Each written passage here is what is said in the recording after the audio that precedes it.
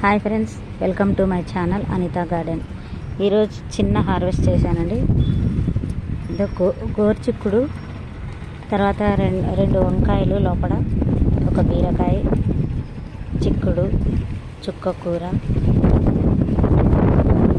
మరి ఇది పాలకూర కాదు, ఇంకా ముల్లంగడ్డ ఉంటుంది కదా, దాని ఆకండి. ఇది 3 రకాల ఆకుకూరలు, కొంచెం లోపలనే ఉంది గోంగూర.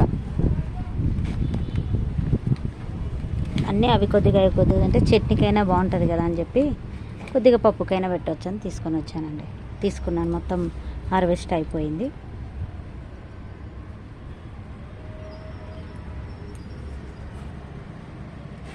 ఇక్కడ